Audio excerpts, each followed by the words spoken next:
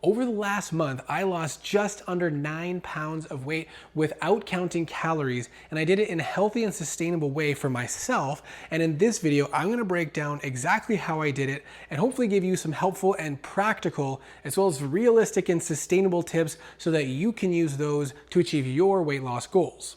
There are definitely right and wrong ways to lose weight. There are a lot of different ways that you can approach weight loss, and you can use any of those ways to do it the wrong way or the right way. So in this video, hopefully I'll help you do it the right way. Now this video is going to be on the longer side, so I could give you as much detail and information as possible that I think might help you. So if you want, take a look at the timestamps, find the spots that you're more interested in, and come back later and finish the video if you can't finish it all in one sitting. But I did put a lot of work into making sure that I got this all down for you, so hopefully you'll find some value in it. There are several important factors that you'll want to consider to make sure that you are losing weight in a healthy and sustainable way without losing much muscle mass, if any at all. And if you're a beginner, you might even add some muscle while you're at it. Now, when it comes to weight loss, the number one primary factor that is going to be important for you is to eat less calories. But before we get into our first point, which is nutrition, I wanted to explain during this period, I didn't count calories at all, except for maybe a day or a weekend for purposes of a video. But I did track my weight every single day. And at the end of each week, I looked at the general trend. A day-to-day change in weight is related to a lot of different factors. So it doesn't really help you if you adjust your eating plan based on one day difference. But over the course of a week, if you're weighing yourself at the same time and generally doing and eating the same things throughout the day, you're going to have a pretty good idea of the trend at which your weight is going, so that you know if you need to make some adjustments if you're losing weight too fast or if you're not losing weight fast enough. My goal was to lose about 1 to 2 pounds each week, and over the course of the month, that means about 8 or so pounds of weight, which I hit my target almost perfectly. Now, prior to this last month of losing weight, I had just finished 3 to 4 months of gaining weight, trying to target about 1 to 2 pounds a month, and I was doing this again without tracking calories and just monitoring my weight. So as you'll see, there is a bit of variation. Now this month, I did end up starting it kind of in the portion of the month. So I was about 159, and then I ended at 160.5, so about a pound there. And then again, you can see a little over half a pound for that month. I was away for the end of the month there, so it threw things off. And then the things were all over the place this month, so that was a bit crazy, but then even out a little bit and was a bit more consistent, again, almost gaining a pound there. And then about 2 pounds going into that next month, averaging about a pound or so each month. And then we came to the month where I cut down, and I actually found it easier to cut down because there's only so much that you can reduce your calories in a healthy and sustainable way. And you know, there's every once in a while you might do a bigger deficit, but as long as you're consciously reducing what you're eating and making healthy swaps, I don't know, I found it pretty easy to make it manageable. And as long as I was putting the right types of foods in higher volumes, I was, you know, it was sustainable, and I was able to stay satisfied and not hungry all the time. So for nutrition, there are several factors that we want to talk about. One, if you're restricting the amount of foods you're eating and not putting enough focus on healthy foods, you're going to be restricting the nutrients that your body needs for strength, for building muscle, for recovery, and for overall health. So you need to make sure you're putting extra effort into getting your fruits and your vegetables, and depending on how long you're doing a calorie deficit for, maybe you want to use a multivitamin to make sure that you're getting at least the baseline nutrients that your body needs. The second big factor in nutrition is you need to get adequate protein. If you're not eating enough protein, you're going to start losing muscle. There's two main ways when in a calorie deficit that we can tell our muscles to stick around. One is eating enough protein. Two is resistance training. And we're going to talk about that a little bit later, but you got to make sure you're getting about 1 gram per pound of lean body mass, or ideal weight, each day, averaged over the course of a week. If you're a little low one day, that's okay. If you're a little high on another day, that's no problem. If you're eating a little bit more in a significant calorie deficit, or if you're doing a calorie deficit for an extended period of time, getting closer to 1.2 grams of protein per pound is probably a pretty good goal as well. Another big factor when eating in a calorie deficit is controlling your hunger. And there's a lot of different ways that we can do that. The big thing that I do is I eat a lot of vegetables. I eat high fiber and high volume. I find all the ways in which I can add a lot more food into my diet while still eating less calories. I'm gonna give you some examples of that at the end of this nutrition section. But another way is to eat high protein, which we already talked about, because that's gonna be satiating, it's gonna feel heavier in your stomach, and it's gonna help you feel full faster and longer. For me, one of the main things that I think is going in my favor in terms of when I need to lose weight is that I can intermittent fast pretty easily. I don't necessarily get hungry first thing in the morning, and I start my day with black coffee, and that's gonna be the next point, but I can wait until at least 11 o'clock, some days very easily till 1 o'clock in the afternoon before I feel like I need to eat my first meal. And that makes it a lot easier to eat less calories because I'm skipping, two meals in some cases, or at least a meal and a snack. And at that point, it's hard to fit in all those calories that I otherwise would normally be eating because I'm only gonna be eating for the next 6 to 8 hours of the day. In addition to that, all morning I'm sipping on coffee, whether it's half calf coffee or full calf. The caffeine is gonna act as an appetite suppressant, and you can get that through black tea or green tea as well. It doesn't really matter the source in which you get it, but that can help to kind of push down the hunger a little bit while you're waiting to delay that first meal so that you're not feeling as hungry all day long, waiting and waiting for that next meal. So coffee is a great way to help delay those hunger pains or desires so that you can start your meal or wait for the next meal a little longer. Another great trick is hot drinks, an extension of coffee. Hot tea or other hot beverages can help to calm your stomach and take away some of that hunger. In addition to that, you can also use sparkling drinks or bubbly drinks, the carbonated drinks that will help make your stomach feel full and give you whatever kind of quench to that hunger, or even if it's just thirst that you're feeling, to help push out that next meal or snack a little bit. Another big thing is to stay well hydrated, drinking plenty of water.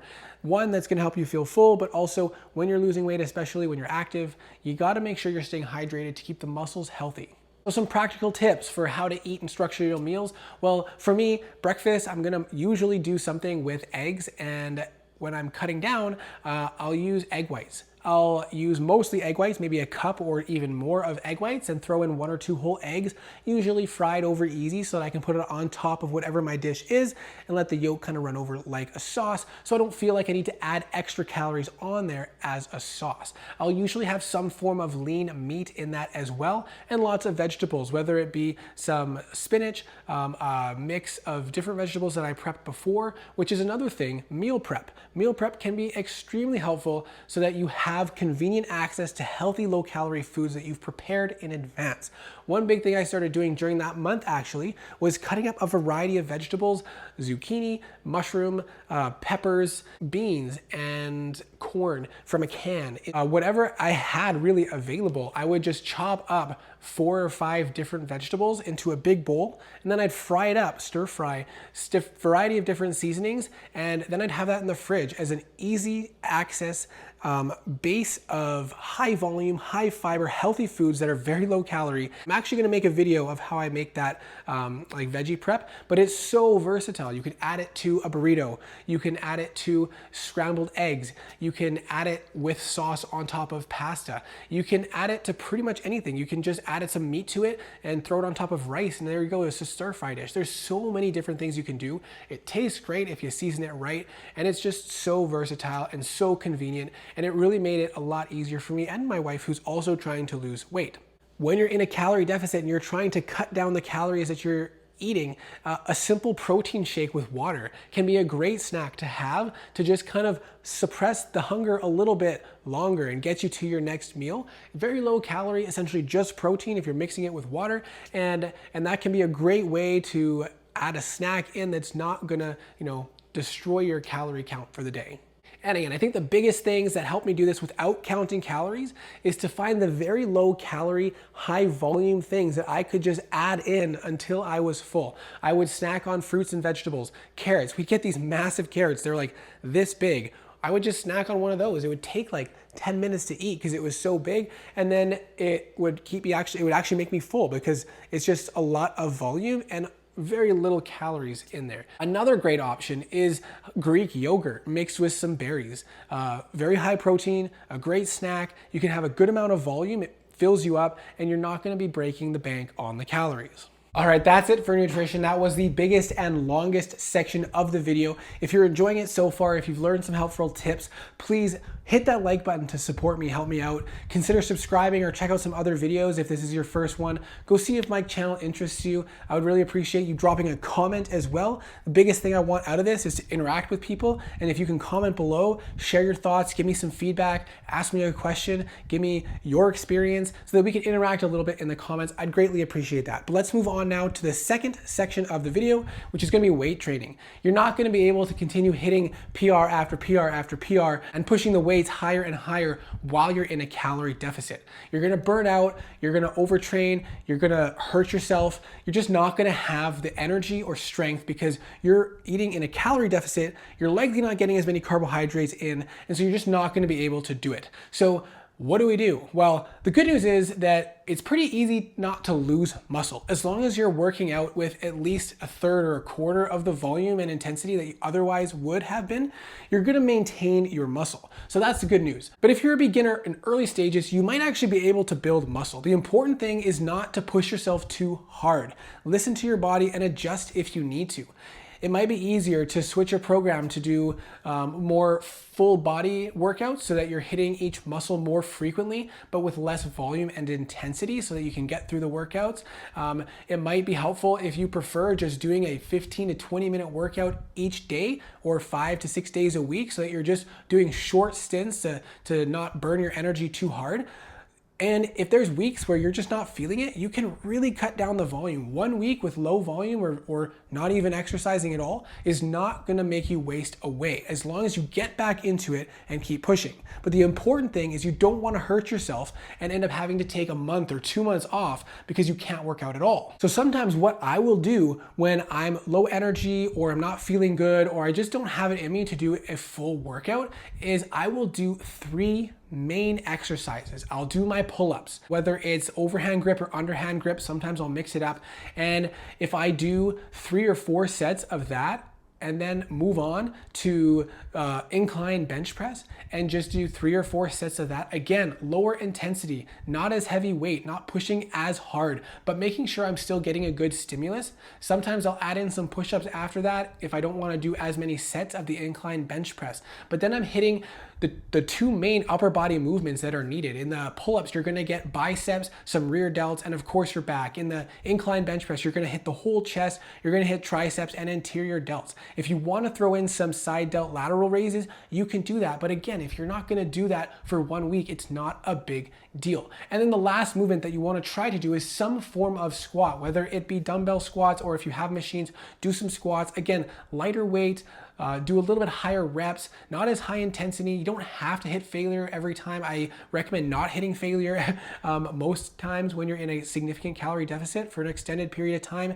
You can do reverse lunges. You can do step-ups on the bench. You can do Bulgarian split squats. There are a lot of different options that you can do, and those 3 main movements are really all you need. And if you're only doing 3 or 4 sets of each at lower intensity, it's not gonna take you that long. You can get that done in 15 to 20 minutes, especially if you superset them, if you've got the cardio stamina to do it. And that's a solid workout for the next 2 or 3 days while you recover and try to get your next workout in if you're feeling more energy at that time.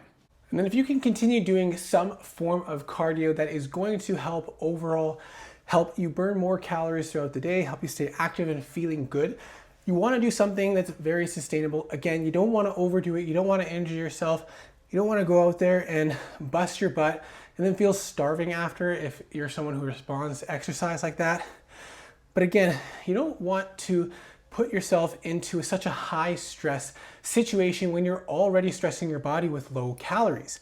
You want to do something that's lower intensity, maybe moderate intensity, something like walking or a nice easy bike or a swim that you can do without burning yourself out, and keep doing that consistently throughout your whole journey of weight loss to achieve your goals long term. And ideally, what you can do is just build a movement mindset so that you're just busy moving throughout the day, getting up frequently for a glass of water, going to the bathroom, parking further away so you take some extra steps, going into the store, not trying to live that lazy, convenient lifestyle that we've so often built for ourselves, because it is great, it's nice to have, but if you can build that movement mindset into your life, it's going to make it so much easier to achieve your weight loss goals, because you're just going to be burning more calories without even trying.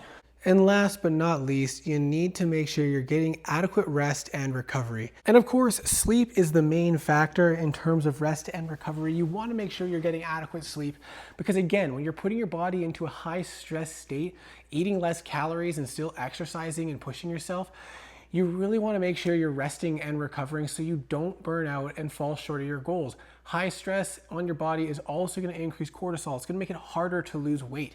You need to make sure you're getting adequate sleep. But sleep, again, is not the only important factor for rest and recovery. I mentioned it before. If you're not feeling it this week, take a slower week, take a week off. You need to listen to your body as long as you know you've got your own checks and balances in place, that you're not just being lazy, you're not just copping out. If you need the rest, your body needs the rest. Give it what it needs and you'll feel better next week and you'll do better next week. You also need to de-stress, relax, find things that are enjoyable so that your mind is also resting and recovering. And things like a hot bath, a hot tub, a sauna, watching a movie with your spouse or your significant other or just your friends, whatever it may be, some quality time with your children, quality time with your pets, taking your dog for a walk, playing outside, whatever it may be, something that helps you rejuvenate and recover is just as important as all the other aspects that we've discussed today. It all comes together to help you achieve your goals. And if any of these pieces are missing, it's going to be a lot harder to get there. So I really hope that this video was helpful. I hope you learned something or took something out of this video that will help you achieve your goals. If you enjoyed the video, please hit that like button, drop a comment, hit subscribe, check out some of my other videos, and I hope that I can continue to inspire you to achieve your goals or set new goals and help you along the way, and I hope to see you in the next video.